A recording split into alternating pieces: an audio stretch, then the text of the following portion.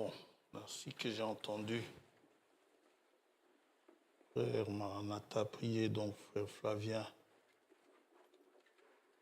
le message qu'il a adressé à l'Assemblée a dû être apporté.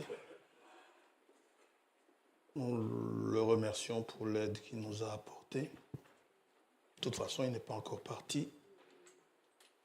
Il est allé aider frère Kanda, qui tient une assemblée à Boxtal.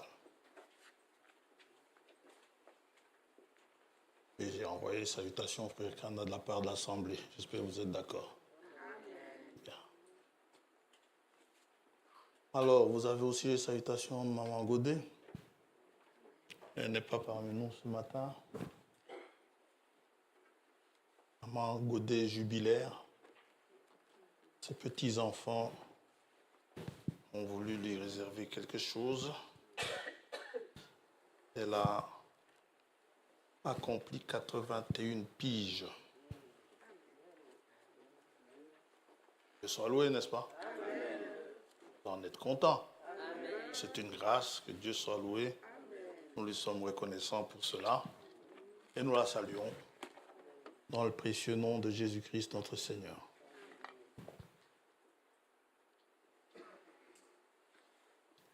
Pour le reste, venons au nom de ceux qui ont besoin d'être soutenus par nos prières, soit parce qu'ils sont malades, soit parce qu'ils sont dans le deuil, soit ils ont quelque autre besoin. Nous savons que Dieu intervient pour tous nos besoins. Alors nous allons prier pour la parole. Père Céleste, nous te remercions ce matin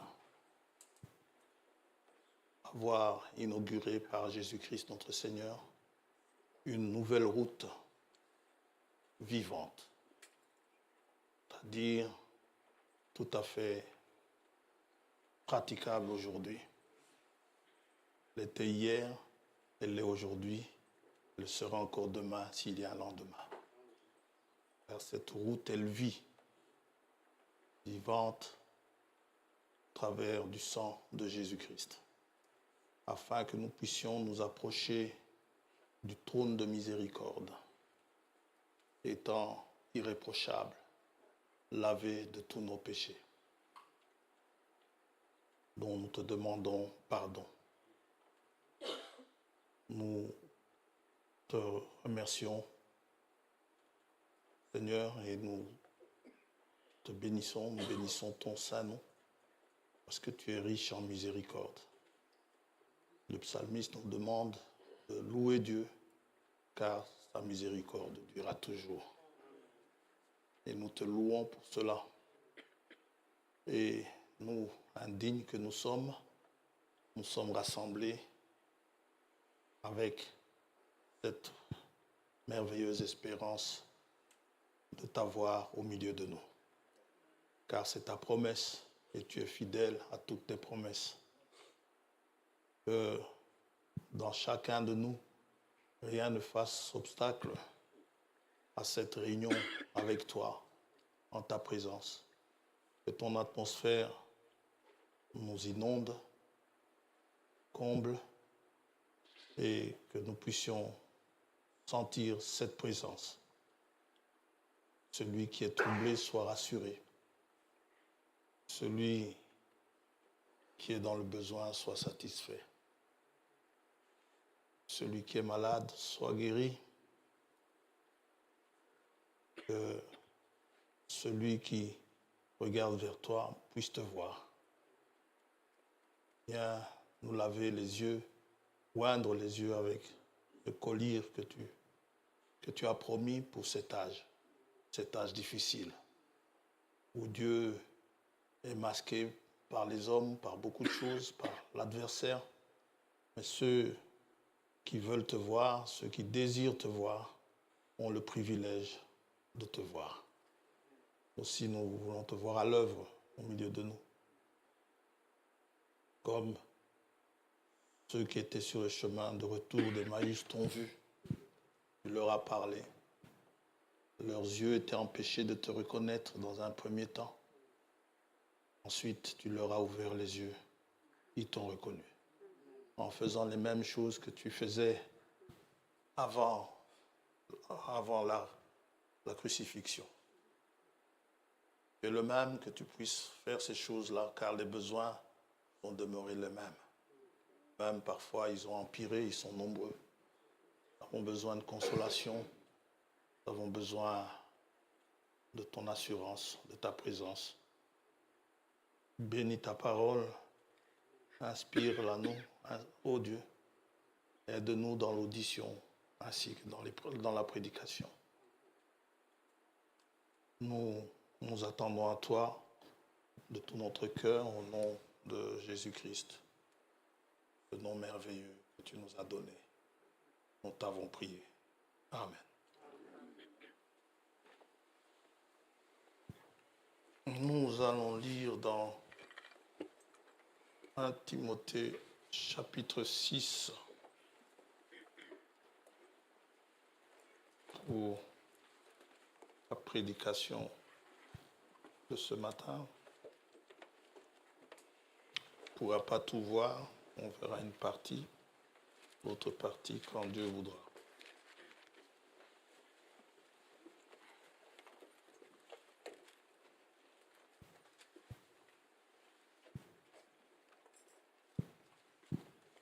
Verset 13. 1 Timothée 6, 13.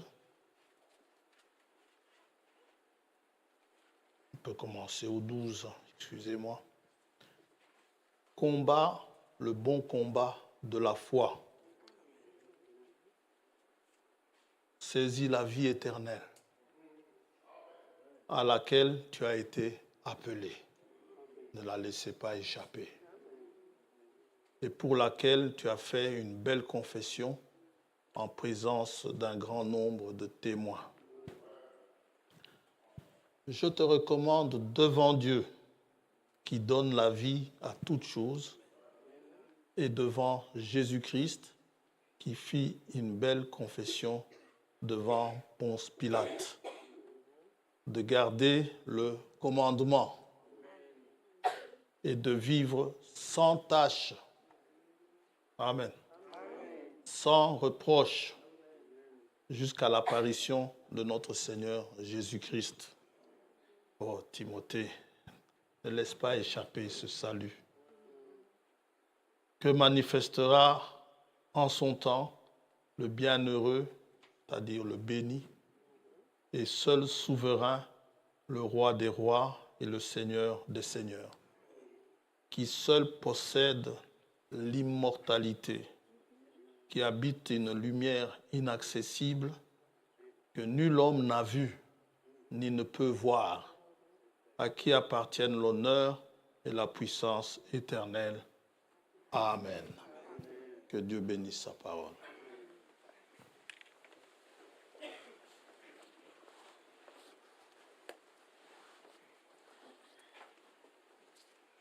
Je te recommande devant Dieu qui donne la vie à toutes choses, de garder le commandement, de vivre sans tâche, sans reproche. Combat le bon combat de la foi. Ça, ce sont des merveilleux conseils à laquelle saisis la vie éternelle. Saisissez-la. Elle est là, la vie éternelle.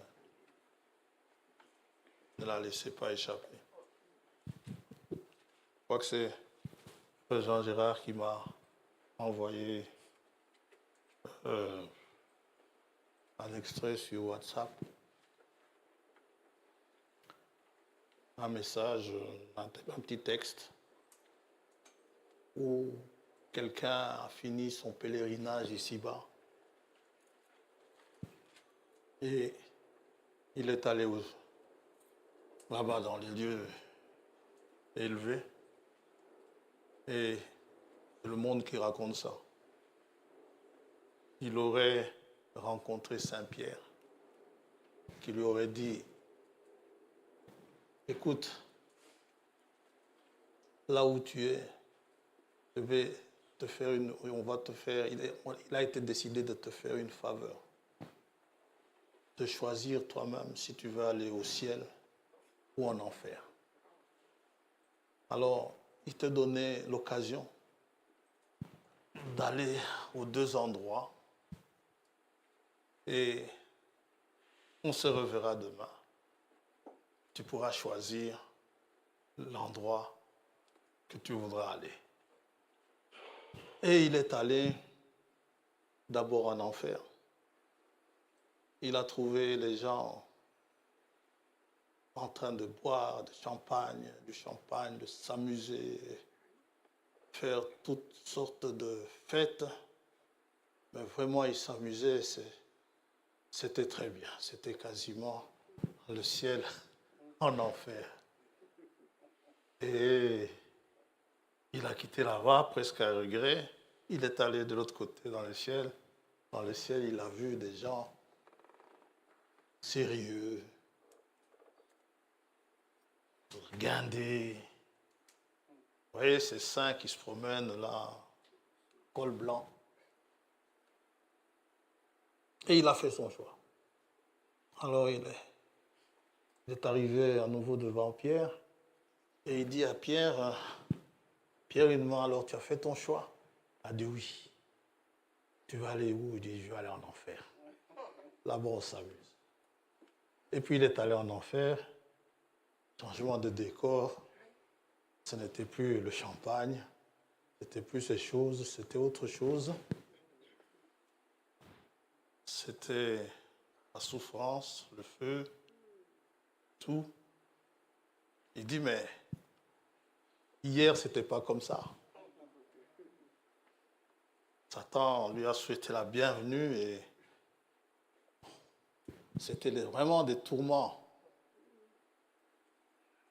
qu'il ne pouvait pas quitter. Un peu comme l'homme riche dans Luc 16. Et il dit à Satan, mais ce n'était pas comme ça hier. Hier, tout le monde s'amusait. Satan lui dit, oui, mais hier, on était, puisque tu allais voter, on était en campagne électorale. Maintenant, je vous raconte ça, c'est vrai que c'est une légende. Mais si on transpose cela ici sur la terre, Satan est en campagne électorale. Il vous montre des choses que vous croyez très bien. Et puis, c'est un peu comme le jeune homme riche, c'est à lui que j'ai pensé. Dans Luc 16, il menait joyeuse et brillante vie, n'est-ce pas? On dit la Bible. Et puis, arrivé là-bas, ce n'était plus ça du tout. Vous voyez? Donc, cette vie éternelle, Satan vous fait croire qu'elle est ennuyeuse là-bas en haut. Je vous assure, les Gabriel, les Michael, les consorts, ils ne s'ennuient pas. Il y a de la joie dans les cieux. Amen. L'Esprit de Dieu est un esprit de joie. Ils sont toujours joyeux là-bas.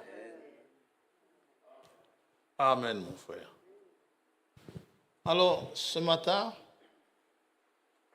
nous avons parlé la semaine passée là, que Dieu fait toutes choses selon sa volonté, n'est-ce pas? Sa volonté passée avant nos besoins, nos désirs. J'étais un peu poussé à parler ce matin, mais le temps fera qu'on ne pourra pas voir tout cela, parce que pour moi-même, il y a des zones d'ombre, des choses, en fait, pas d'ombre, mais que je ne peux pas expliquer, que je crois par la foi. Ce sont des choses que je ne sais pas expliquer.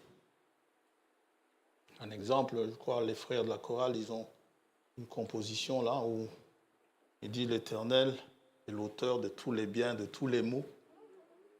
Je ne sais pas expliquer ça. Vous voyez? Et c'est vrai, c'est une parole de Job, où il est dit que, bon, Job dit, nous recevons de l'Éternel le bien, ne recevons pas le mal. Or, Dieu ne donne pas le mal. Non, il faut savoir comment amener cela demandant l'aide du Saint-Esprit parce que c'est lui qui a écrit ces choses. Ça va? Alors, ce matin, nous allons aller à petits pas. Le titre, c'est « Le bienheureux ». Alors, j'ai cherché, j'ai regardé un peu dans la Bible anglaise pour voir le mot, sur le lexique que j'ai, c'est un lexique anglais. Quel mot a été utilisé pour bienheureux, pour expliquer ce que c'est qu'un bien. En fait, c'est juste béni. Donc, c'est une béatitude, béni, heureux. Et le bienheureux est seul souverain. C'est le titre ce matin. Et en anglais, ils mettent, je vais traduire directement, potentat. Et potentat, c'est une souveraineté absolue. Donc, quelqu'un qui est souverain, qui règne. Ça, c'est une première explication. Et celle-là, elle convient bien à Dieu, qui règne au-dessus de tout. La deuxième explication, c'est quelqu'un qui exerce un pouvoir excessif, absolu, autrement dit, un dictateur, ce qui est tout à fait le contraire de Dieu. Parce que Dieu nous donne le libre arbitre. Nous avons un choix tout à fait libre à faire. Dieu n'oblige personne. Donc Dieu est souverain.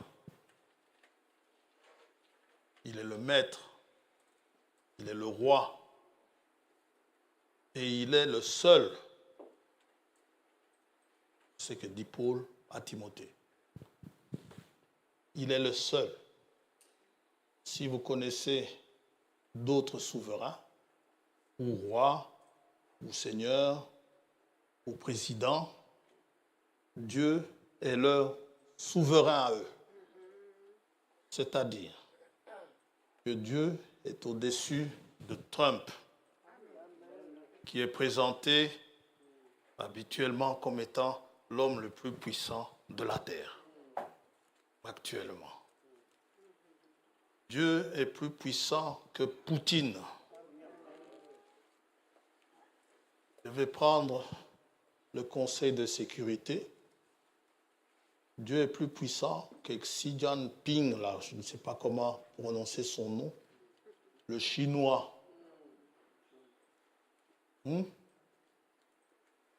Xi comment? Xi Jinping.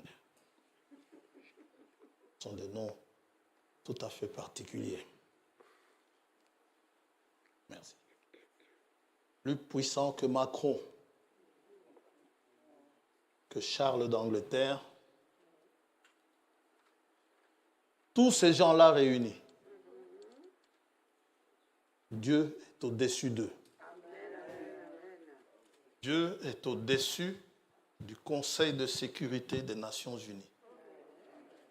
Les Nations Unies n'ont pas le droit de prendre des décisions concernant le peuple de Dieu. Ils n'ont pas le droit de prendre des décisions concernant Israël. Israël est le pays que Dieu a choisi. Jérusalem, c'est sa ville. Les Nations Unies n'ont pas le droit de partager Jérusalem. Les Palestiniens, Dieu leur a donné un territoire. Ils n'ont qu'à aller dans leur territoire. Amen. Et les Juifs qui lâchent Jérusalem, ou une partie de Jérusalem, sont des lâches. C'est comme si vous, chrétiens, aujourd'hui, vous lâchiez une partie de votre salut. Salut que Dieu vous a donné, prenez-le totalement. Ne le prenez pas aux 3/4, ni à moitié. Seigneur, merci, c'est déjà beaucoup. Non. Si Dieu a voulu vous donner tout ce paquet-là, prenez tout le paquet.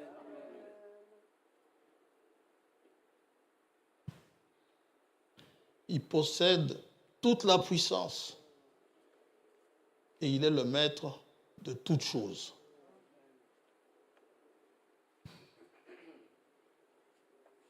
L'homme n'a pas le droit de détruire la nature, mais il le fait.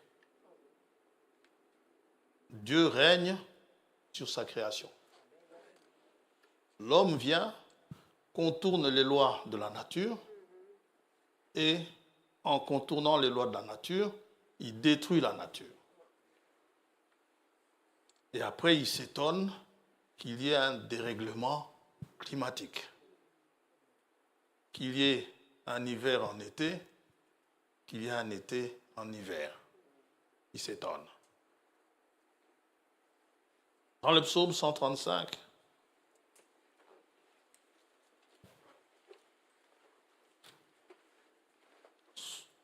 souverain, ça veut dire les rois. Philippe de Belgique, on l'appelle parfois souverain. Mais lui, c'est un souverain sans pouvoir. C'est le gouvernement qui décide ici en Belgique. Psaume 135.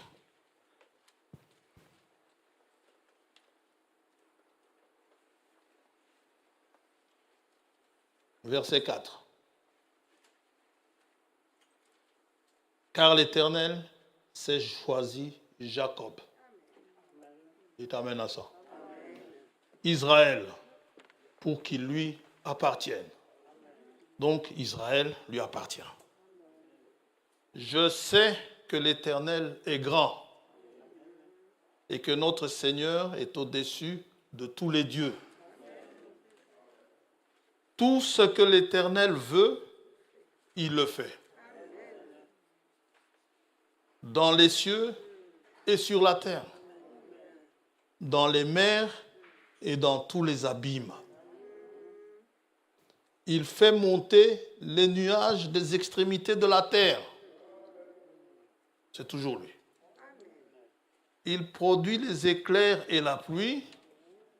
Il tire le vent de ses trésors. Amen. Dieu, il contrôle le vent, il contrôle les mers, il contrôle les abîmes. Le vent et le poisson de Jonas, c'est toujours la main de Dieu. Jonas, on l'envoie à Ninive, il change de destination. Si Dieu dit c'est Ninive, c'est Ninive. Ne changez pas. Si vous dites allez à Bruges, n'allez pas à Gand. Ah, c'est toujours la Flandre. Non. Ok? Jonas, chapitre 1er.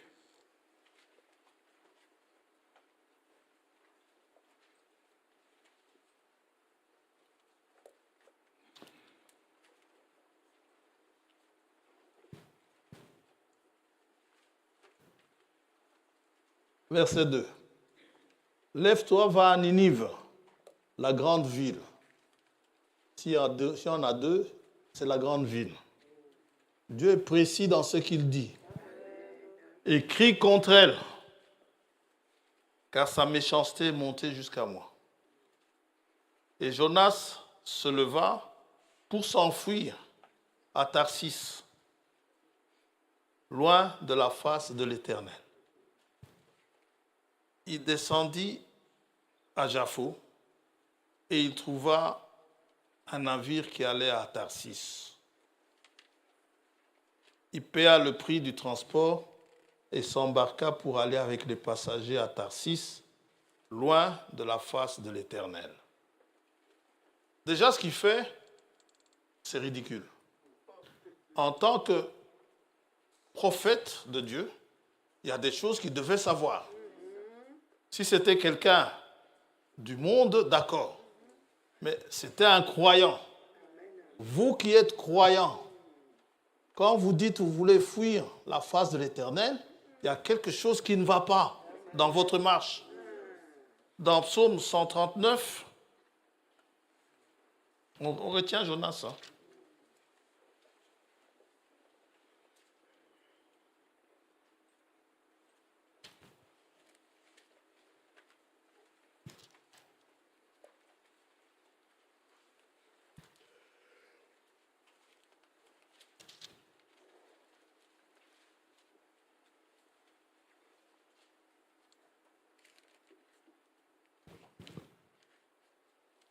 Psaume 139.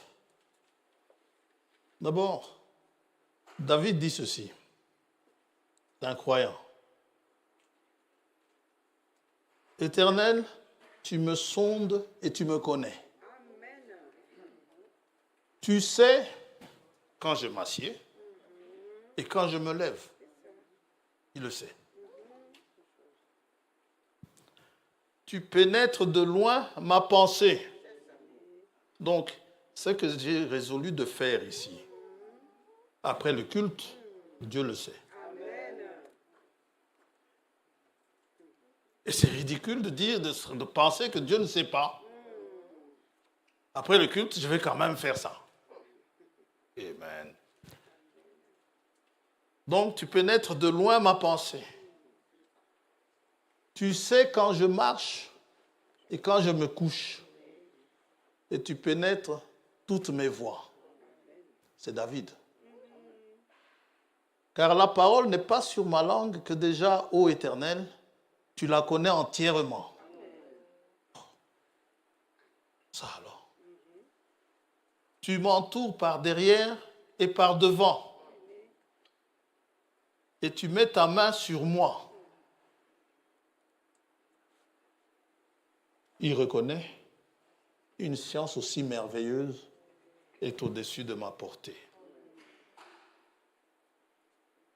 Elle est trop élevée pour que je puisse la saisir. Alors, si on revient à Jonas, il pose la question. Où irai-je loin de ton esprit? Et où fuirai-je loin de ta face?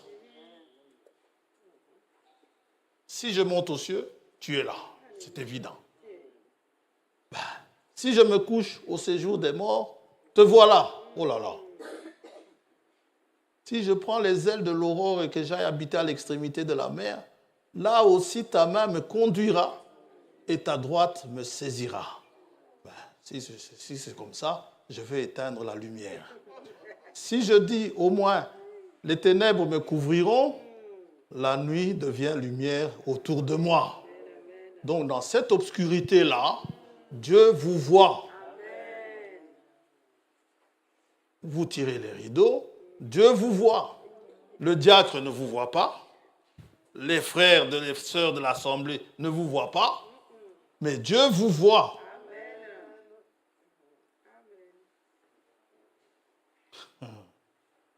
Alors, la question qu'on peut poser à David, toi qui sais ces choses et tu les as chantées, mais qu'est-ce que tu as eu besoin d'envoyer quelqu'un aller chercher Bathsheba? Et le comble, je pensais à lui cette nuit, le comble c'est qu'il envoie chercher Bathsheba, sachant très bien qu'il devait le faire en cachette. Il le fait en cachette, pourquoi? Parce qu'il ne peut pas le faire, mais ça, il s'est caché devant les hommes. Mais Dieu le voyait. Et comme Dieu le voyait, tant que les hommes ne lui ont rien dit, vous savez quoi? David, il continuait à jouer de la harpe. Je saisis ma harpe pour chanter mon Dieu. David, il continuait à aller au temple. J'aime le séjour de ta maison. Jusqu'au jour où Dieu lui envoie un prophète.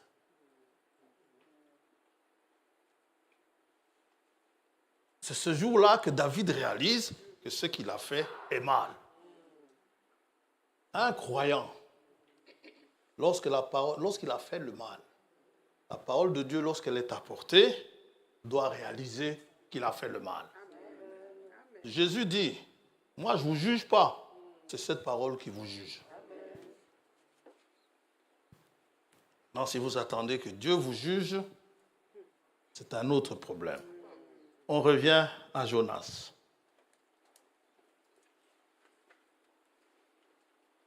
Je ne veux pas tomber entre les mains de Moïse. Moïse faisait lapider. Hein?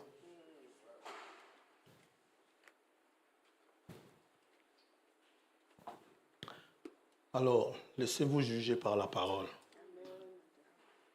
qui est Christ. Alors, il s'en va à Tarsis, loin de la face de l'Éternel. C'est ce qu'il croyait. Ce sont des grands pécheurs là-bas. Certainement, Dieu ne voit pas. Mais, j'aime bien le mais. Au verset 4, mais l'Éternel fit souffler sur la mer un vent impétueux. Et il se leva sur la mer une grande tempête. Le navire menaçait de faire naufrage. Le capitaine du bateau avait certainement consulté la météo. Il a fait sa feuille de route, sa feuille de navigation. Et il s'est dit, c'est le moment d'y aller. Il n'y a pas de tempête à l'horizon. Amen. Vous savez que ces pluies qui tombent ces jours-ci, ça a surpris les météorologistes. Ils nous ont promis une canicule, 40 degrés.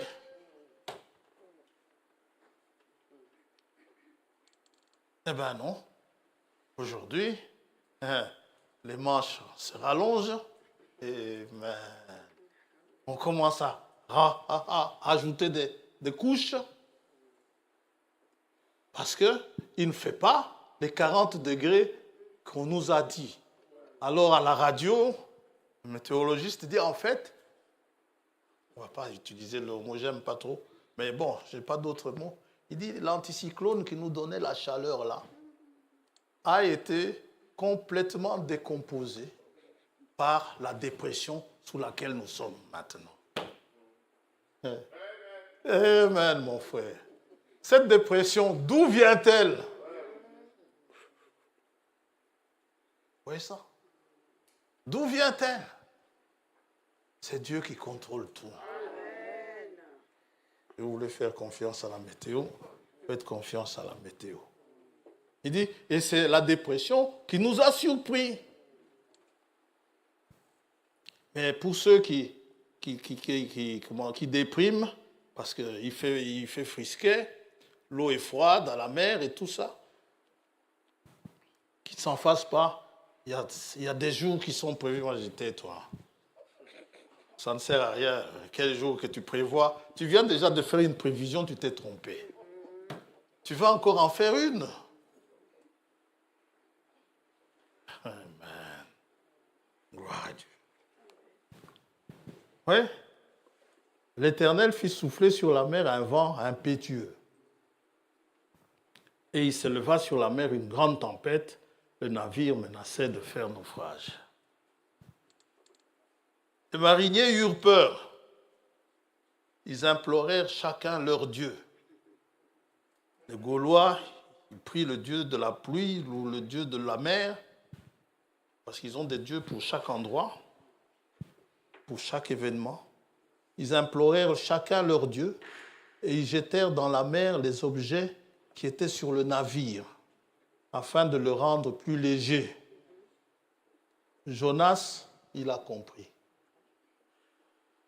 Sans un mot, il est descendu au fond du navire. Mais au fond du navire, Dieu te voit. Se coucha. Ça, c'est comme quelqu'un qui veut oublier qu'il a faim.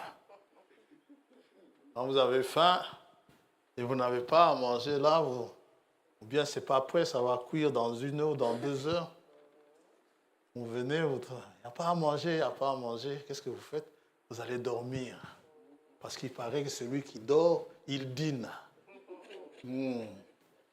Au moins, pendant que vous dormez, vous n'avez pas faim. Donc il s'est endormi. En dormant, Dieu ne le voit pas. Il s'est endormi et il s'est endormi profondément. Comment est-ce qu'un croyant, après avoir désobéi, peut-il dormir profondément? Non, mais bizarre. Et encore, l'Éternel, de chapitre 2, pardon, verset 1er, on sait ce qui va se passer. Hein? Ils vont tirer au sort. Quand on vous dit que le loto, Dieu contrôle ça aussi. Dieu contrôle. Parce qu'ils vont tirer au sort ici, hein, au verset 7, et ils se dirent l'un à l'autre, venez et tirons au sort pour savoir qui nous attire ce malheur. Ils tirèrent au sort et le sort tomba sur Jonas. Vous allez dire que Jonas a la malchance. Il n'a pas la malchance. C'est Dieu qui a fait de sorte que le sort tombe sur Jonas. Si vous jouez au loto et que vos 6 chiffres ou 5, je ne sais pas si c'est l'euro, million ou loto que vous jouez, si ça tombe juste, sachez que c'est la main de Dieu. Et Dieu donne aux méchants. Il donne surtout, le loto, c'est pour les méchants. Ce n'est pas pour les enfants de Dieu, ça.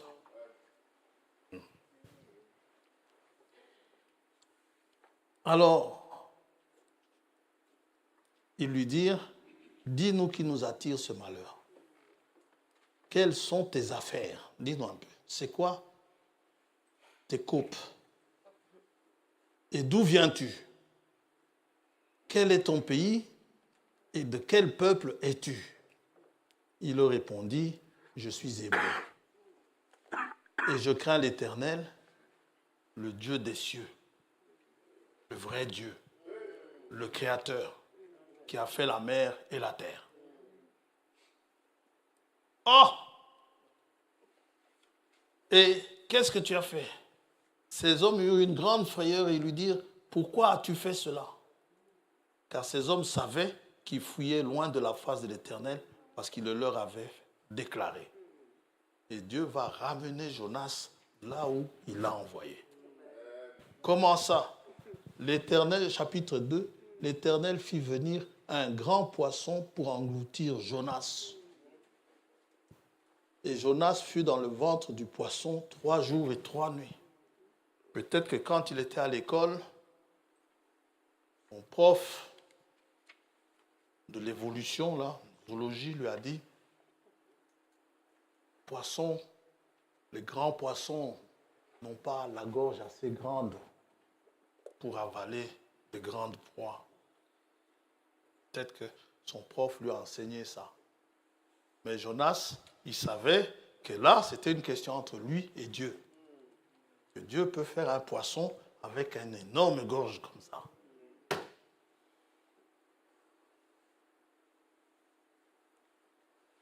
Vous y croyez à cette histoire? Mais bien sûr que nous y croyons. L'homme essaye toujours d'expliquer les choses. Croyez ce que dit la Bible. Vous savez, quand vous lisez dans Luc 18, on ne va pas le lire, où le jeune homme est venu demander au Seigneur, le riche, qu'est-ce qu'il devait faire pour hériter la vie éternelle. Le Seigneur, lui, il dit qu'il a... Tous les commandements, il suivait ça. Jésus l'a aimé. Et puis Jésus lui dit, maintenant prends tous tes biens, distribue-les aux pauvres. Ça, il n'a pas pu faire. Jésus dit, il est difficile, il est plus difficile pour un riche d'entrer au ciel que pour un chameau de passer par le chat d'une aiguille. Alors, j'avais lu dans un livre où on a essayé d'expliquer que le chat de l'aiguille, en fait, c'est une espèce de porte du côté de Jérusalem qu'on appelait le chat de l'aiguille. Jésus n'a pas dit ça. Je suis désolé. Jésus, ou alors c'est mal traduit. Mais si c'est traduit, si c'est bien traduit, tel que je lis là, il s'agit bien du chat d'une aiguille.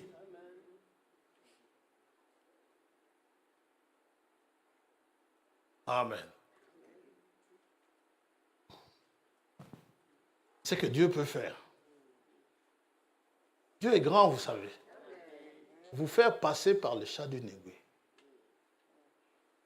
Une petite fissure. Il peut même vous faire passer au travers du mur sans fissure du tout.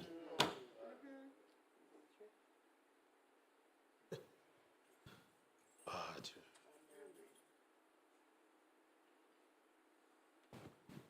Le poisson de Jonas, donc, était sous contrôle de Dieu. La mer tout entière était sous le contrôle de Dieu. C'est Dieu qui régnait sur la mer. Le coq de pierre. Parfois, je me pose des questions bizarres. Il y a une question qui m'est venue ce matin, dans la nuit. Est-ce qu'il y avait un poulailler du côté de chez Pilate ou du souverain sacrificateur? Est-ce qu'il y avait des poules? Je ne sais pas. Pourquoi? Parce que toujours dans certains livres ou dans les réseaux sociaux, méfiez-vous des réseaux sociaux. Méfiez-vous-en. Une de mes filles m'a écrit, parce qu'il y a des choses qui ont été dites sur les réseaux sociaux, et par un pasteur du message. Oui. Quelqu'un qui croit au message. Où il parle de l'hybridation, alors il parle de mariage mixte, noir, blanc et tout ça, et l'hybridation. Et il vient, brochure à la main. Il explique ça. Chacun a son interprétation. Le frère parle des hybrides là-dedans. Il ne parle pas de métis. Oui, on se laisse avoir comme ça. Un métissage n'est pas une hybridation. Et une hybridation n'est pas un métissage non plus. Donc, là où la Bible se tait, taisez-vous. Ne venez pas faire le malin, montrant que vous connaissez mieux que tout le monde.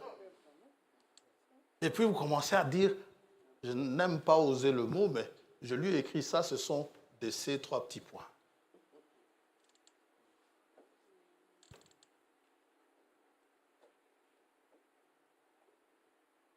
Lisez la Bible. Et si vous ne comprenez pas, laissez. Dieu va vous faire comprendre un jour. Le coq de pierre.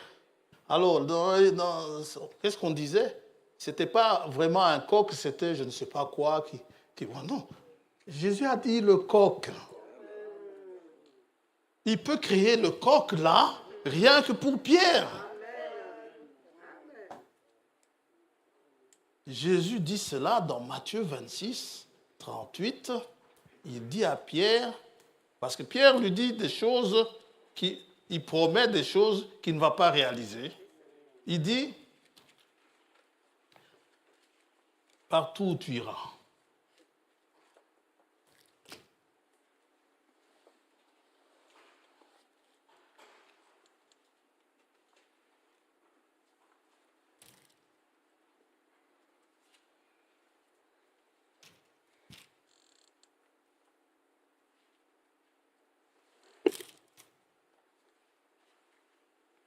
Pas Matthieu 26, 38.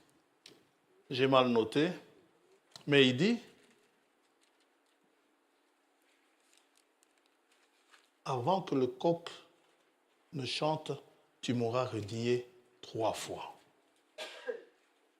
Dans Jean 19, le coq va le renier. Qui ça? Pierre va renier le Seigneur. Et à la 3e fois, le coq va chanter. C'est 26, 24. Je ne sais pas pourquoi je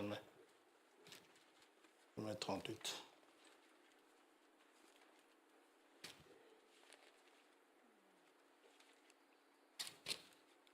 Oui.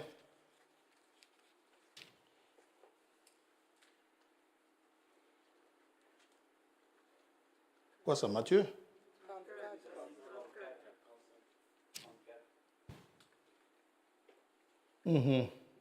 34. Pierre, prenant la parole, lui dit, même si tu étais pour tous une occasion de chute, tu ne le seras jamais pour moi. Ça, ce sont des promesses que l'on fait à Dieu, que l'on ne tient jamais. Seigneur, à partir de maintenant, je ne ferai pas ci. Je ne ferai pas ça. Mais tu vas finir par le faire. Ne jouez pas avec le feu. Et finir par vous faire brûler. Frère, n'y va pas. N'y va pas. Oh, mais t'en fais pas. Je tiens le coup. Et tiens seulement le coup. Jésus lui dit, je te le dis en vérité, cette nuit même, avant que le coq chante, tu me renieras 3 fois. Il était sincère.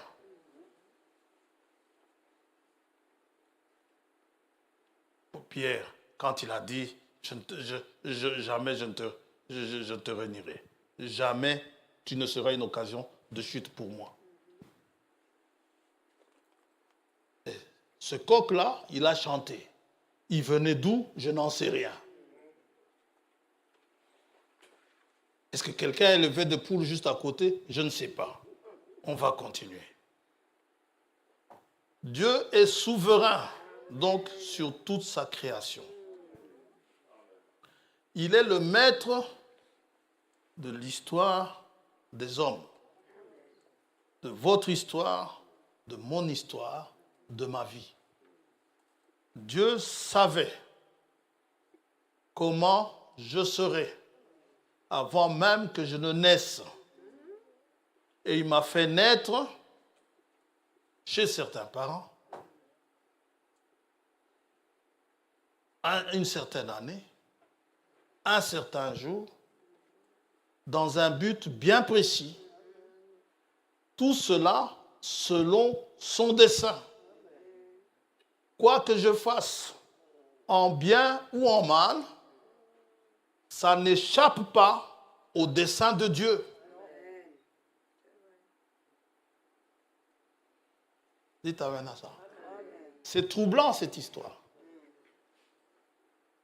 Ça n'échappe pas au dessein de Dieu. Ce que je fais, ce en quoi je crois maintenant, Dieu le savait. Et il m'a placé à telle place, à dessein. À tel endroit, à dessein. Dans telle assemblée, à dessein. Pour que si je dois tomber, je tombe. Pour que si je dois vaincre, je vainque. Mais toujours selon son dessein.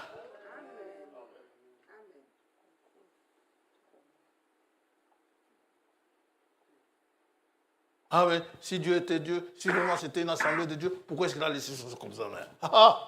C'est selon son dessein.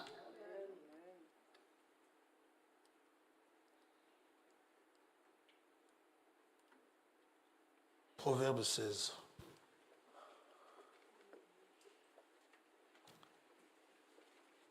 Vous savez, cette histoire a troublé Paul. Du moins, je ne sais pas si ça l'a troublé, mais Paul a posé le problème sans y répondre.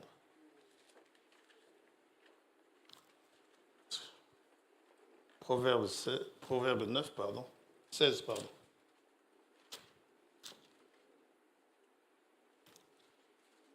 Verset 9.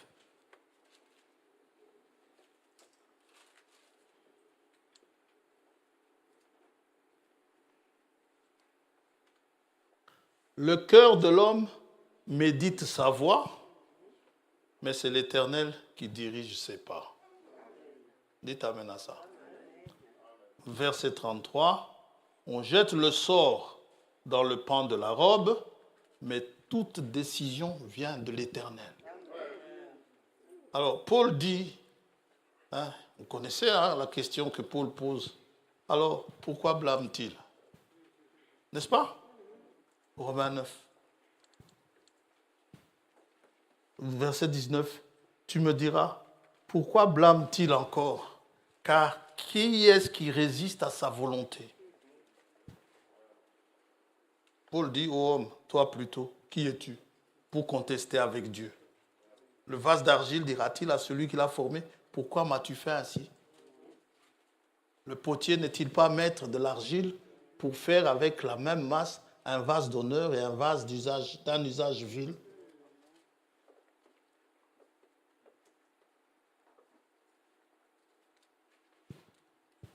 C'est Dieu qui règne. Il est souverain. Il est souverain sur ma vie. Il est souverain sur la vie de toute l'humanité. Nebuchadnezzar, il se croyait puissant. Nebuchadnezzar, il dit ceci dans Daniel, chapitre 4.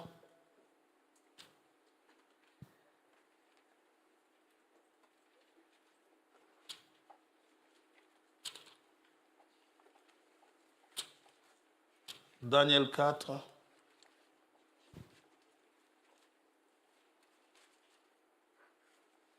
Verset 34. Après le temps marqué, moi, Nebuchadnezzar, je levai les yeux vers le ciel et la raison me revint. Il a commencé, c'est moi, Nebuchadnezzar, là, il a commencé depuis longtemps. Lisez les chapitres précédents. Quand quelqu'un commence moi, je, c'est le début du déclin. Je levai les yeux vers le ciel et la raison me revint. J'ai béni le Très-Haut. J'ai loué et glorifié celui qui vit éternellement, celui dont la domination est une domination éternelle et dont le règne, il est souverain, subsiste de génération en génération. Tous les habitants de la terre ne sont à ses yeux que néants. Il agit comme il lui plaît avec l'armée des cieux et avec les habitants de la terre, et il n'y a personne qui résiste à sa main et qui lui dise « Que fais-tu » Dieu est souverain. Il est le maître de l'histoire du monde, toujours selon son dessein. Il dit à Pharaon, dans Romains 9, versets 17 à 19, il dit « Je t'ai suscité à dessein. » Vraiment dans un but, pour que tu persécutes justement le peuple d'Israël. C'est pour cela que Pharaon, qui ne connaissait pas, qui n'avait pas connu Joseph, a persécuté. Il était là dans ce but-là. Pouvez-vous dire qu'Hitler était au monde dans ce but-là également?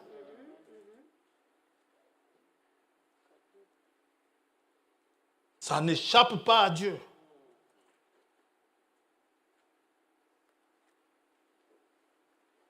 Tous les dirigeants qui sont là, les bons et les mauvais, ils ont été suscités à dessein. S'ils rendent le peuple heureux, eh bien, c'est qu'ils étaient là pour rendre le peuple heureux. Si c'est pour faire souffrir le peuple, eh bien, ils feront souffrir le peuple. Mais le dessein de Dieu doit s'accomplir. Dieu a dit qu'il doit y avoir des famines. Alors, il va susciter des dirigeants de telle manière qu'ils vous conduisent à la famine. Dieu a dit qu'il doit y avoir des guerres. Il doit susciter des dirigeants, des gens comme Poutine, qui ont les mains qui démangent pour ne pas pousser le bouton. L'un dit une chose, l'autre menace aussi de son côté. Maintenant, Trump aussi, il joue de la musculation. Il dit, j'ai envoyé 3 sous-marins nucléaires à des endroits appropriés.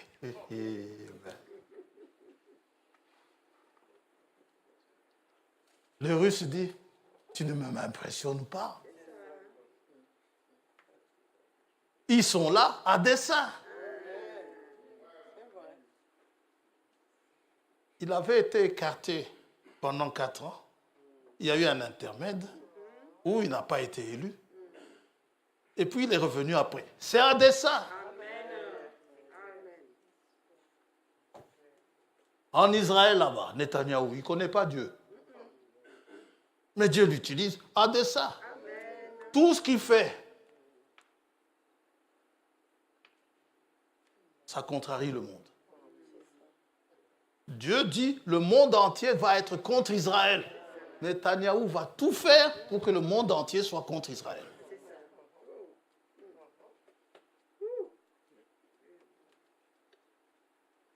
Il faut que son plan soit accompli. Pilate, j'ai eu pitié de lui. En lisant, je n'ai jamais lu comme j'ai lu ça cette nuit. Mais j'ai eu pitié de Pilate. Vous savez, Pilate ne voulait vraiment pas crucifier le Seigneur. Mais on l'a eu dans sa faiblesse. Ces gens qui se battent toute leur vie pour des postes, pour des titres, et comme il avait ce poste de gouverneur, et qu'il avait comme chef César, tout ce que les Juifs ont fait pour le convaincre, parce qu'ils ne voulaient pas le crucifier. J'ai même écrit dans mes notes, pauvre Pilate. Pilate a tout essayé pour libérer le Seigneur. Il dit au Seigneur, tu sais que j'ai le pouvoir de te relâcher ou de te faire crucifier. Jean 19.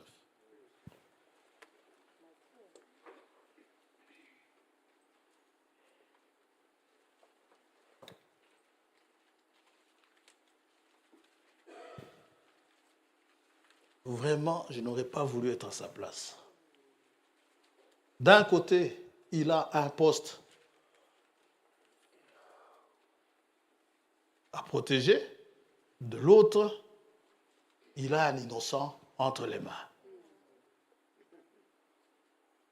Jean 19, verset 10. D'abord, regardez, verset 7. Les Juifs lui répondirent à Pilate, nous avons une loi. Parce que Pilate vient de leur dire, au verset 6, je ne trouve point de crime en lui.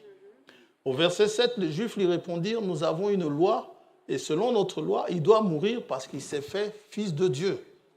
Jésus dit à Cléopas et son compagnon, il dit, le Fils de l'homme devait mourir. C'était dans le plan de Dieu. Alors Dieu va susciter des gens qui vont le faire mourir.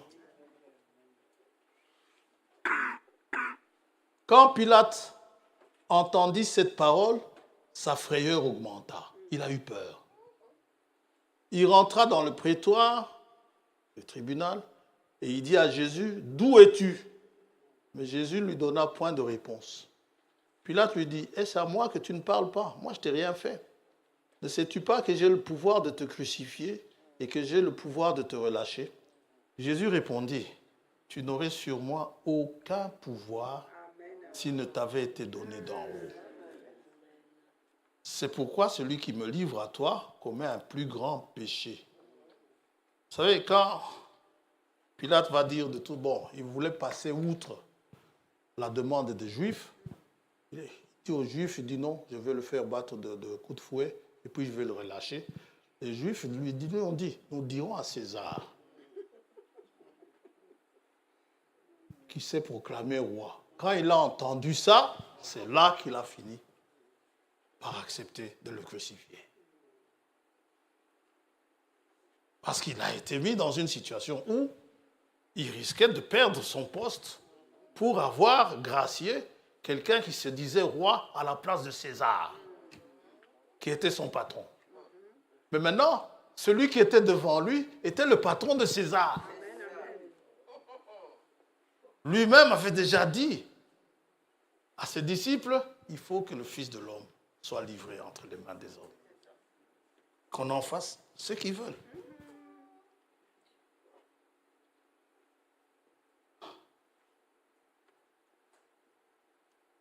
Dieu est souverain. Pilate était là à dessein. Non pas que Dieu a forcé Pilate à accepter de le crucifier. Dieu a mis à cette place, a fait mettre à cette place Pilate, parce que Pilate aimait beaucoup les postes. Dieu savait qu'il avait un côté penchant sur les postes, que son ambition était d'être gouverneur, si pas Premier ministre, si pas César lui-même. Et parce qu'il avait cette ambition-là, Dieu l'a mis là. Si c'est ça le seul but de votre vie, eh bien, c'est sûr que vous allez, Dieu va vous utiliser dans ce dessein-là. Donc, s'il y a des nominations qui sortent et que votre nom n'y est pas, bénissez le Seigneur. Dieu sait pourquoi. Si votre nom y est, bénissez aussi le Seigneur. Il sait pourquoi. Comportez-vous en enfant de Dieu. Tous ces combats que l'on fait ici, ce sont des combats inutiles. Mais ça sert le plan divin. Dieu est le bienheureux. Il est le béni. Romains 9.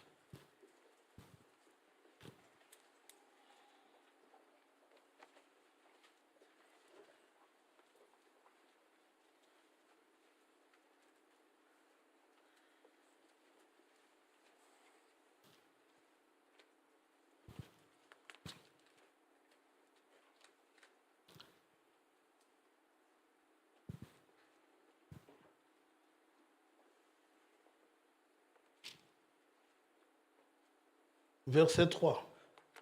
Car je voudrais moi-même être anathème et séparé de Christ pour mes frères, mes parents selon la chair, qui sont israélites, à qui appartiennent l'adoption, la gloire, les alliances, la loi, le culte, les promesses et les patriarches, et de qui est issu, selon la chair, le Christ, qui est au-dessus de toutes choses. Qui est au-dessus de toutes choses? Le Christ.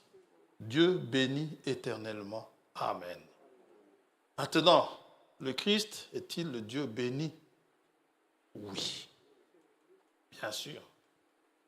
En fait, ce qui se passe, le message de cet âge nous dit, ce que Dieu est, il a versé dans Christ.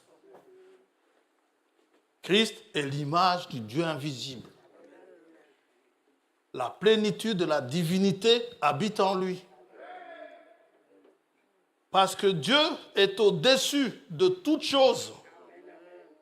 Christ est au-dessus de toute chose. Parce que c'est Dieu dans la chair. Colossiens chapitre 1er.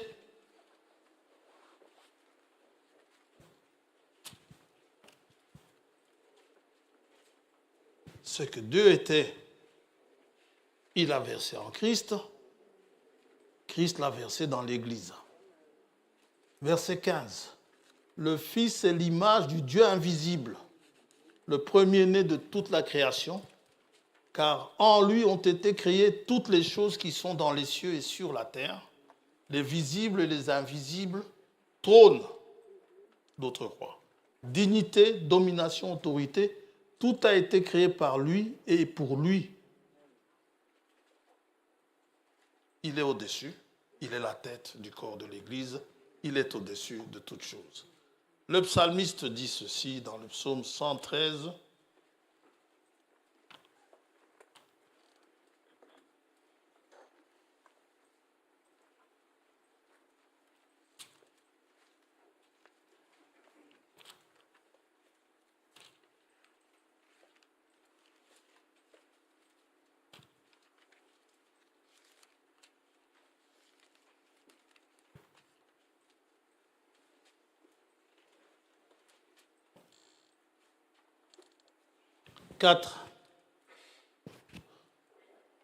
L'Éternel, c'est l'Éternel, nous sommes dans l'Ancien Testament, est élevé au-dessus de toutes les nations. Sa gloire est au-dessus des cieux. Qui est semblable à l'Éternel, notre Dieu? Il a sa demeure en haut. Il abaisse les regards sur les cieux et sur la terre. De la poussière, il retire le pauvre. Du fumier, il relève l'indigent. pour les faire asseoir avec les grands de son peuple. Il donne une maison à celle qui était stérile, une maison des enfants. Il en fait une mère joyeuse au milieu de ses enfants. Louez l'Éternel. Éphésiens chapitre 1er, ce qui est dit de l'Éternel est dit de Jésus-Christ. Il est le commencement et la fin. Jésus-Christ est l'alpha et l'oméga. Il est au-dessus de toutes les nations. Jésus-Christ est au-dessus de toutes les dominations. Éphésiens chapitre 1er. Et il règne. On va le faire asseoir sur le trône. Il est souverain. Il est le seul souverain. S'il n'y en a qu'un, c'est que le Jéhovah de l'Ancien Testament est le Jésus du Nouveau. Verset 20, Éphésiens 1er, 20, il a déployé sa puissance en Christ, en le ressuscitant des morts et en le faisant asseoir à sa droite dans le lieu céleste. Le faire asseoir à sa droite, c'est-à-dire il lui a donné tout pouvoir, au-dessus de toute domination, de toute autorité, de toute puissance, de toute dignité et de tout nom qui peut être nommé, non seulement dans le siècle présent, mais encore dans le siècle à venir. Le témoin de Jéhovah me dit, il le fait asseoir à sa droite et il me montre la droite. Il me dit, écoute, Dieu est esprit. Montre-moi la droite d'un esprit. Oui, ça veut dire tout pouvoir. Tout le pouvoir de Christ, de Dieu est en Christ. Il est le seul qui a pouvoir sur toute chose. Il a pouvoir sur la mer, à tel point que les disciples qui l'ont suivi, qui l'ont vu faire des miracles, qui l'ont vu multiplier le pain, qui l'ont vu faire toutes sortes de grandes choses, ils étaient étonnés dans la barque, le voyant se lever, menacer la mer et le vent. Sans crier, quand on nous demande de chasser les démons, nous crions. Mais Christ ne criait pas. Au moment où il crie, c'est pour rappeler quelqu'un de la mort. Un cri qui réveille. Dans Marc 4,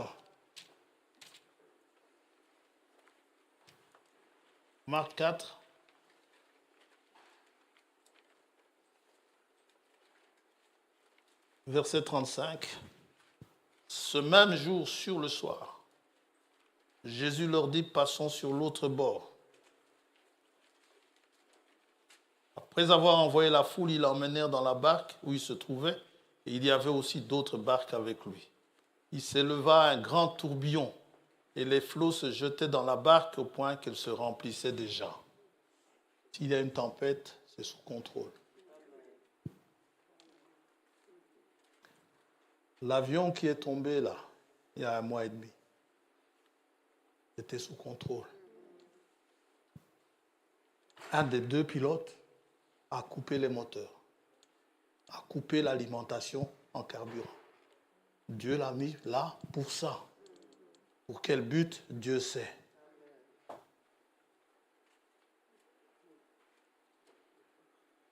C'est pourquoi, quand quelqu'un voyage et qui demande ce qu'on prie pour lui, prions. Vous ne savez pas qui va vous piloter. Vous ne savez pas ce qui se passe en lui. Le monde va vous dire l'avion est le moyen le plus sûr. Oui, mais l'homme n'est pas la chose la plus sûre du monde. L'homme qui vous dit « je vous aime », vous n'êtes pas certain qu'il vous aime.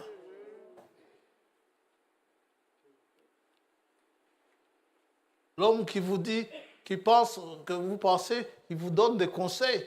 En fait, pour que vous vous en tirez, il est en train de vous enfoncer. Vous ne savez pas qui c'est. Vous pensez que c'est lui qui va vous piloter. En fait, il va vous amener droit vers votre destination finale.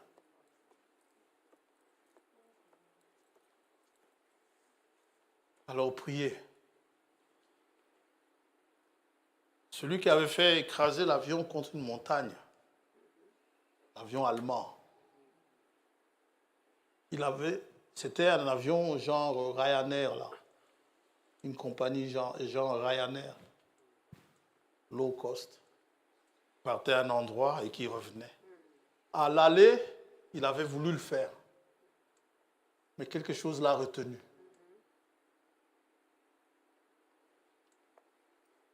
S'était passé quelque chose de bizarre dans le cockpit, et puis il a ouvert la porte, il est parti, il a hésité. Ceux de l'aller, par la grâce de Dieu, ils s'en sont sortis. Mais ceux du retour, c'était eux. On vous dira, c'est la faute à Adam, pas de chance. C'est la main de Dieu. Dieu règne sur l'humanité.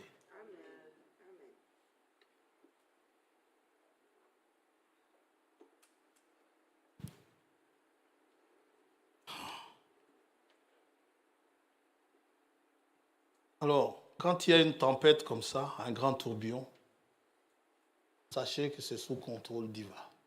Maintenant, si Dieu veut que vous vous en alliez comme cela,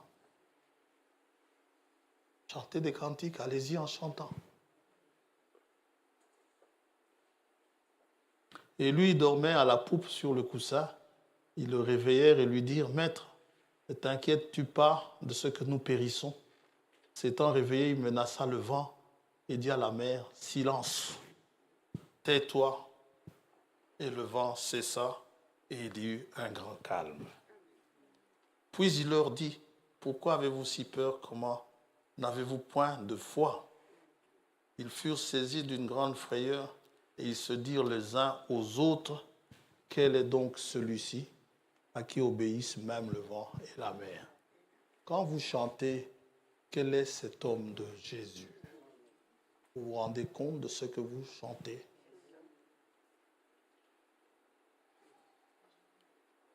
Il règne éternellement. C'est ce que dit l'ange à Marie. Il régnera éternellement. Il est le maître. Il est le maître, il est le roi des rois, nous dit l'apôtre dans Timothée 6 que nous avons. Il est le Seigneur des seigneurs. Il règne sur toute la création. Il règne sur votre vie. Il règne sur la vie des méchants.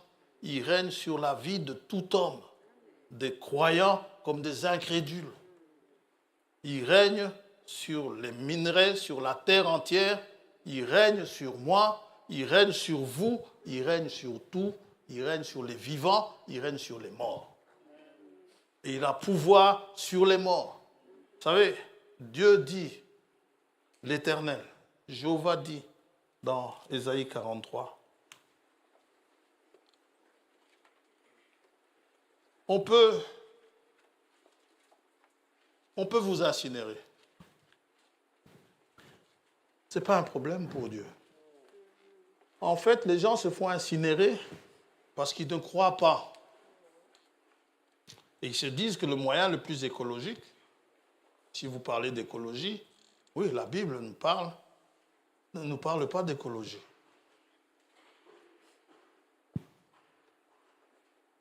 Ça, on n'a pas à enterrer des cercueils. On n'a qu'à incinérer les gens et puis... Mais Dieu ne perd pas. Il y a un scientifique qui a découvert ce qu'on dit. On ne perd rien. On ne gagne rien. Ça se transforme. Vous pouvez être en cendres, Dieu peut vous reconstituer. Il est Dieu. Dans Ésaïe 43, il nous a dit ceci. Verset 5, il dit, ne crains rien, car je suis avec toi. je ramènerai de l'Orient ta race. Oui, mais on les a brûlés dans des bûchers.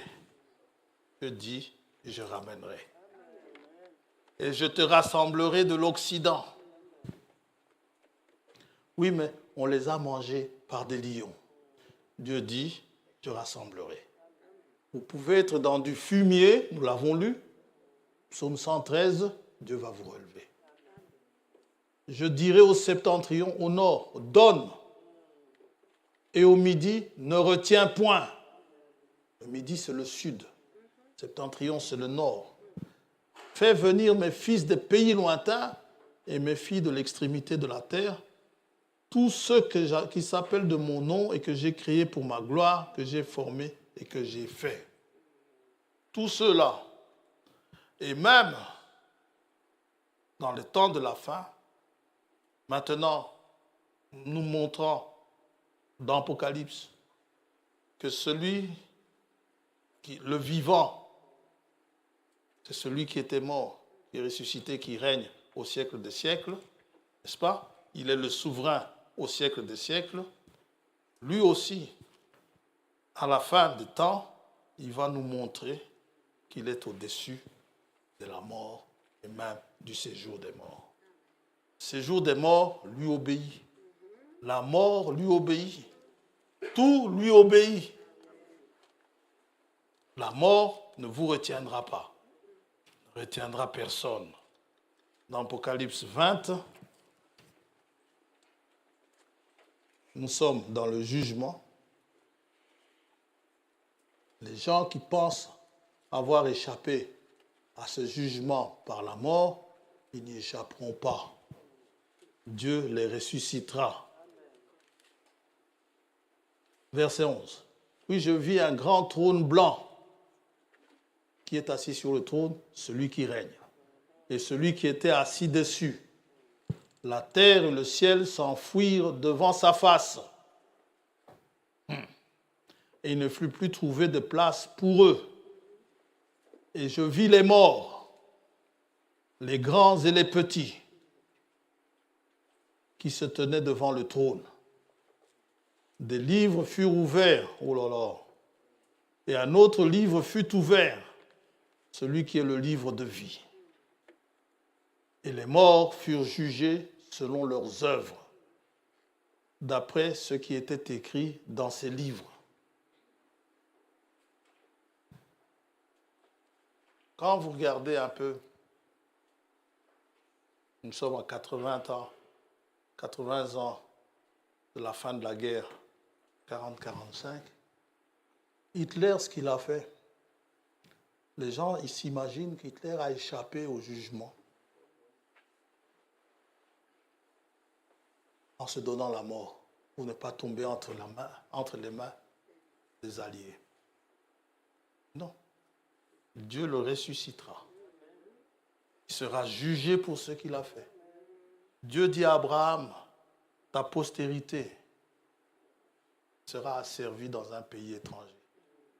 Et dans ce pays-là, on va les opprimer. Dieu va permettre que ce pays-là les opprime. Mais Dieu dit, mais je jugerai la nation en question. Parce que c'est lui le souverain. Dans Apocalypse 20, chacun donc, les morts furent jugés selon leurs œuvres, d'après ce qui était écrit dans ces livres. La mer, donc vos œuvres ne seront pas oubliées. Aujourd'hui, je ne sais pas quel jour, mais ils ont promis de montrer, n'est-ce pas, un reportage sur la bombe qui est tombée en Iran, à Hiroshima, il y a 80 ans bientôt. Mercredi, ça fera 80 ans. Les fabricants de ces bombes-là seront jugés. Peut-être celui qui a fabriqué cette bombe-là, il est mort déjà, mais il sera jugé pour ça. Il y a des images humaines sur ces gens-là. Alors s'il y a des images humaines, à combien plus fortes celles de Dieu? Si aujourd'hui on peut reconstituer l'histoire même par des sons,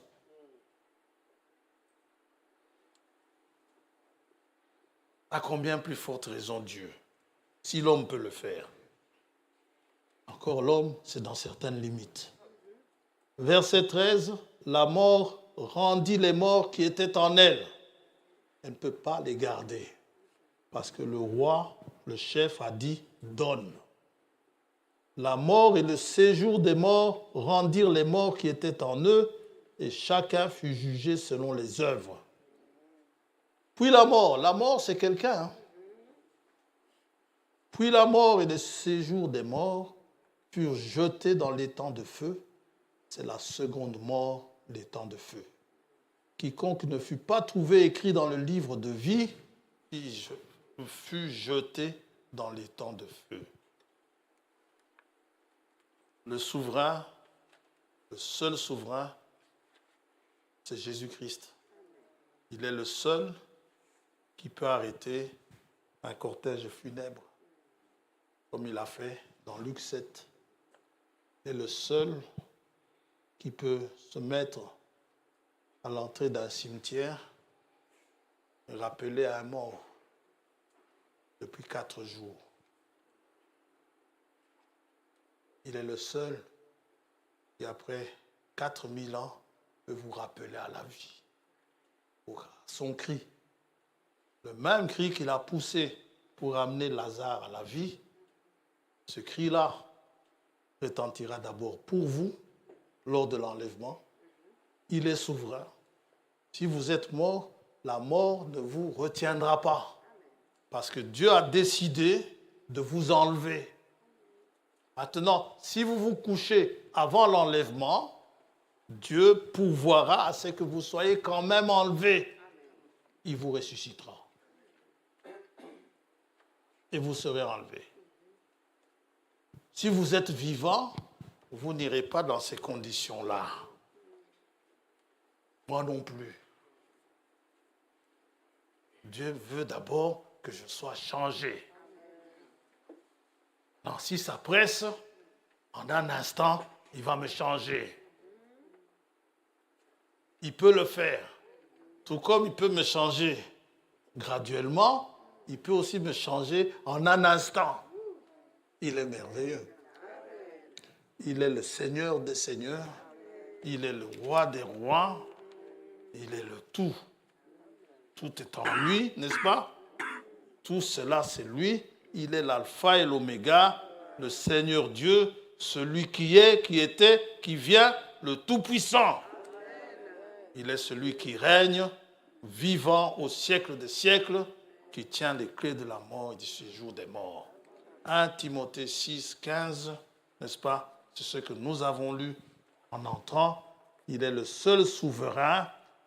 Donc l'apparition de notre Seigneur Jésus-Christ que manifestera en son temps le bienheureux et seul souverain, le roi des rois et le Seigneur des seigneurs, qui seul possède l'immortalité, qui habite une lumière inaccessible, que nul homme n'a vue ni ne peut voir, à qui appartiennent l'honneur et la puissance éternelle. Dieu seul vous conduit. Dieu seul conduit son peuple. Il est le roi de son peuple, n'est-ce pas? Nous le considérons comme notre roi aujourd'hui. Ce que lui dit, c'est ce qui prime. Ce que lui dit prime par rapport à ce que De Wever dit ici en Belgique. D'accord? Ils vont me dire, oui, mais la Belgique, c'est un pays laïque. D'accord, c'est un pays laïque. Mais la Belgique est une création divine. Mais on rendra à César ce qui est à César. Parce que c'est sa parole qui nous le demande. Nous rendons aussi à Dieu ce qui est à Dieu. Prions.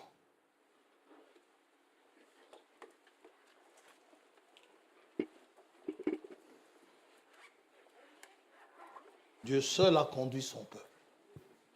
Et Dieu seul le conduit encore aujourd'hui. Lui seul détient comme les enfants chantent, il a le monde entier dans ses mains. Il a notre destinée. Job s'en est rendu compte.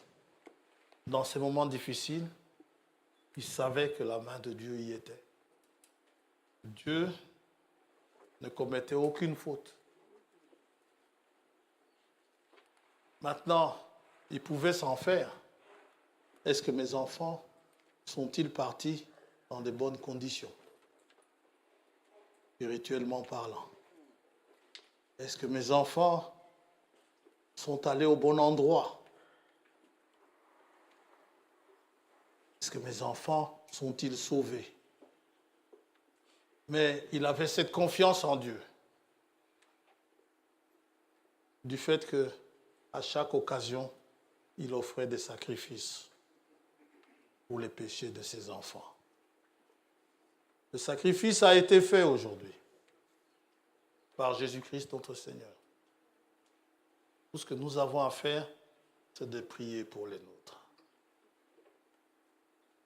Prions pour eux. Après, faites confiance à Dieu. Ne vous préoccupez pas ce qu'il est sauvé, ce qui n'est pas sauvé. Priez.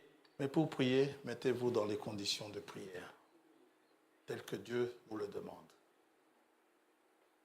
Et le Dieu souverain vous sortira de là où il doit vous sortir. Si vous devez en sortir, vous fera entrer là où vous devez entrer.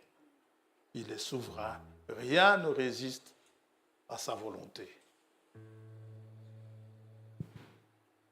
Te bénissons, Seigneur. Bénissons ton Saint-Nom. Et c'est que nos vies te sont entièrement remises sous ton contrôle. Que tu en fasses ce qui te semble bon. Que tu nous conduises. Parfois, nous avons à traverser des fleuves impétueux ou le feu ou des vallées difficiles ou à gravir des montagnes. Mais nous avons cette assurance que là où tu nous conduis, c'est là que nous arriverons, car rien ne résiste à ta volonté. C'est pourquoi l'apôtre donne ce conseil à son fils spirituel. Il lui dit, combat le bon combat de la foi. Saisis le salut qui t'est donné. Parce que Dieu l'a voulu ainsi. Il t'a plu de nous sauver par le moyen de la foi. Et nous savons que garder cette foi après de durs combats, c'est une victoire. À tel point que, à la fin de la course, lorsque la victoire est acquise, ayant gardé la foi, une couronne de justice nous est donnée.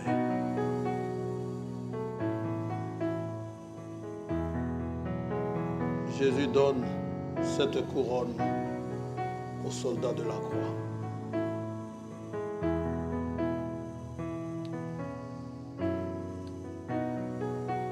Lui seul, en un instant, en un moment,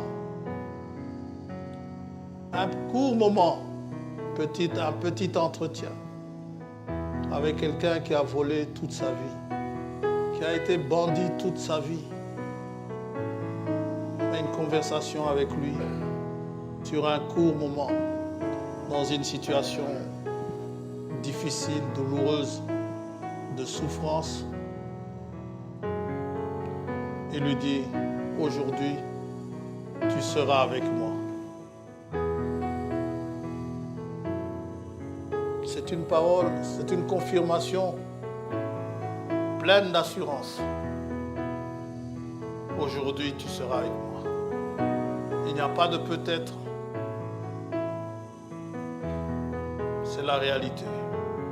Tu seras avec moi dans le paradis. Ce qui nous montre que la décision lui appartient.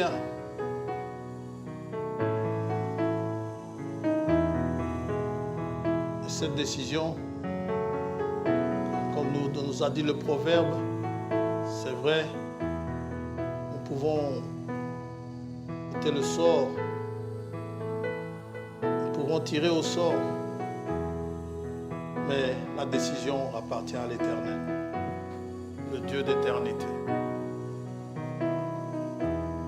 Nous marchons avec assurance. Nous avons cette pleine conviction, parce qu'il l'a dit, que là où il est, nous y serons aussi. Il nous a montré le chemin, et ce n'est pas un chemin qui trompe. C'est un merveilleux chemin. C'est un chemin illuminé par la parole prophétique qui nous éclaire. Dieu parlant en cet âge, nous aidant à vaincre tous les pièges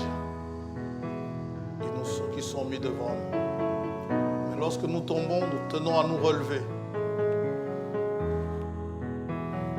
et à ne plus recommencer. Que tu nous aides, Seigneur. Que tu nous assistes.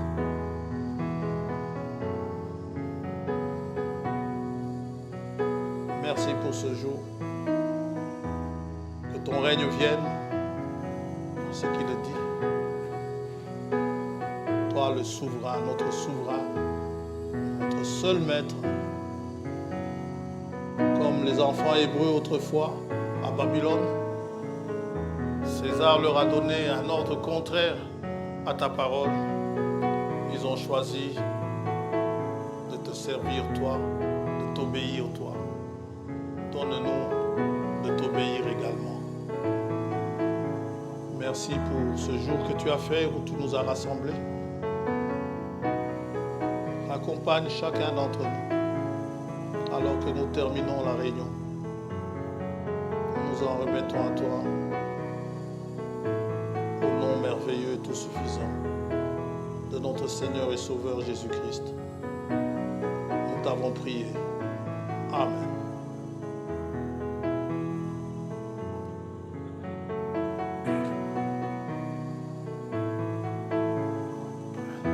Dieu vous bénisse.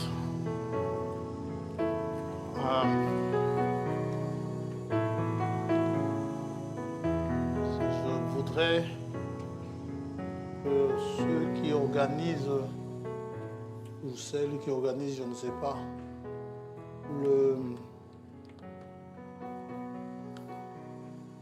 les agapes me communiquent la date qui a été retenue pour l'annoncer à l'Assemblée ou pour l'afficher. Comme ça, que les gens sachent qu'il y a, sinon certains seront surpris. Que Dieu vous bénisse.